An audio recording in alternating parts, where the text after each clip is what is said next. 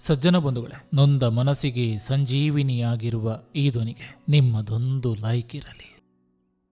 ನಿನ್ನ ನೆಮ್ಮದಿನ ಹಾಳು ಮಾಡುವಷ್ಟು ಸ್ವಾರ್ಥಿಯಲ್ಲ ನಾನು. ನಾನೇ ದೂರ ಇರ್ತೀನಿ, ನೀನೇ ಚೆನ್ನಾಗಿರೋ.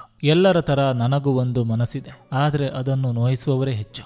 ಹೊಸ ಪರಿಚಯ ಆದಾಗ ಹೇಗೆ ಮಾತಾಡಬೇಕು ಅನ್ನೋ ಜನ ಅದೇ ಪರಿಚಯ ಹಳೆದಾದ್ಮೇಲೆ ಹೇಗೆ ದೂರ ಆಗೋದು ಅಂತ ಯೋಚನೆ ಮಾಡ್ತಾರೆ.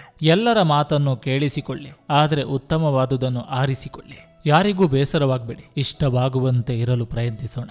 ಬೇರೆಯವರಿಂದ ನಮಗೆ ಬೇಸರವಾದರೂ ನಮ್ಮಿಂದ ಯಾರಿಗೂ ಬೇಸರವಾಗದಂತೆ ಬದುಕೋಣ. ಬದಲಾವಣೆ ಜಗದ ನಿಯಮ, ಆದರೆ ನಾವು ಜೀವಕ್ಕಿಂತ ಹೆಚ್ಚಾಗಿ ಪ್ರೀತಿಸಿದ ವ್ಯಕ್ತಿಯ ಪ್ರೀತಿಯಲ್ಲಿ ಬದಲಾವಣೆ ಕಂಡರೆ ಸಹಿಸಲಾಗದಷ್ಟು ನೋವಾಗುವುದು. ಕೋಪದಿಂದ ದೂರವಾದ ಮನಸ್ಸು ಮತ್ತೆ ಸಿಗ್ಬೋದು, ಆದರೆ ನೋವಿನಿಂದ ದೂರವಾದ ಮನಸ್ಸು ಎಂದಿಗೂ ಸಿಗೋದಿಲ್ಲ. ಸಿಕ್ಕಿದ್ರೂ ಮೊದಲಿನ ರೀತಿ ನಿಮ್ಮ ಜೊತೆ ಎಂದೂ ಮಾತಾಡೋದಿಲ್ಲ. ನಮ್ಮವರು ನಮ್ಮಿಂದ ಯಾವಾಗ ಮಾತನಾಡದೆ ಸ್ವಲ್ಪ ದೂರವಾಗ್ತಾರೋ ಆವತ್ತೇ ತಿಳ್ಕೋಬೇಕು ಅವರಿಗೆ ನಮ್ಮ ಅವಶ್ಯಕತೆ ಮುಗಿದಿದೆ ಎಂದು. ಸತ್ಯವನ್ನೇ ಹೇಳಿ ನನ್ನ ನೋಯಿಸು, ಪರವಾಗಿಲ್ಲ, ಆದರೆ ಸುಳ್ಳು ಹೇಳಿ ಸಮಾಧಾನ ಪಡಿಸಲು ಪ್ರಯತ್ನಿಸಬೇಡ.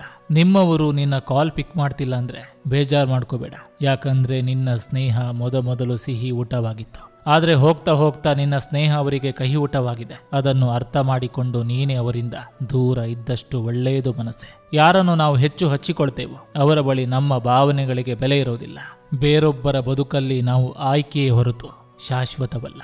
ಯಾರಿಗೆ ಎಷ್ಟೇ ಪ್ರೀತಿ ತೋರಿಸಿದ್ರು ಅವರ ಬದುಕಿನಲ್ಲಿ ನಾವು ಹೊರಗಿನವರೇ. ಸಜ್ಜನ ಬಂಧುಗಳೇ, ಇದು ಇಂದಿನ ಸಂಚಿಕೆ ಅಂತ ಹೇಳ್ತಾ, ಈ ಸಂಚಿಕೆ ನಿಮಗೆ ಇಷ್ಟವಾಗಿದ್ರೆ ದಯವಿಟ್ಟು ಒಂದು ಲೈಕ್ ಮಾಡಿ, ಜೊತೆಗೊಂದು ಕಮೆಂಟ್ ಮಾಡಿ. ಮತ್ತೆ ಮುಂದಿನ ಸಂಚಿಕೆಯೊಂದಿಗೆ ಅತಿ ಶೀಘ್ರದಲ್ಲಿ ನಿಮ್ಮನ್ನ ಭೇಟಿ ಆಗ್ತೇನೆ. ನಿಮ್ಮೆಲ್ಲರ ಮನಸ್ಸು ಪ್ರಶಾಂತವಾಗಿರಲಿ ಅನ್ನೋದು ಈ ವಾಹಿನಿಯ ಉದ್ದೇಶ.